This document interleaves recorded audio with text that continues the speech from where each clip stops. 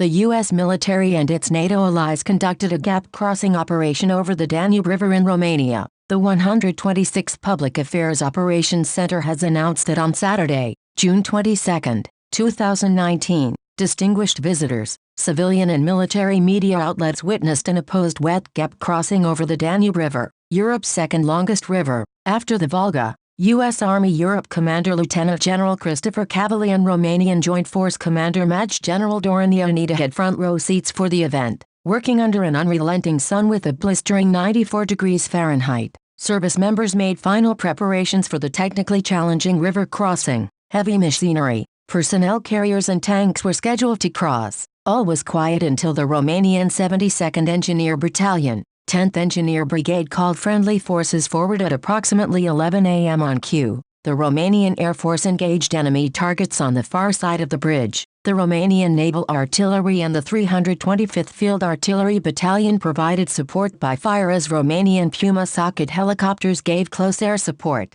Meanwhile, Allied force Chinook sling-loaded and delivered the final piece of the bridge, allowing ground forces to cross. A follow-on convoy of American and Allied military vehicles crossed the floating bridge while Air Force MiGs, F-16s, Apaches and Blackhawks soared through the sky offering support. Additionally, Romanian infantry Marines patrolled the Danube on Zodiac inflatable boats, countering simulated opposing force attacks. They performed strafing runs along the riverside with bigger gunships adding extra intimidation. This combined demonstration of land, air and sea lethality was something to behold. The sheer amount of coordination to organize an opposed wet gap crossing is significant, said Lieutenant Col Philip Baker, operations officer for the 141 Maneuver Enhancement Brigade. The event ended with all opposing forces neutralized and a successful wet gap crossing by friendly forces. But so much more happened behind the scenes, from the planning stages to the execution of the exercise, requiring a tremendous amount of interoperability among participating nations.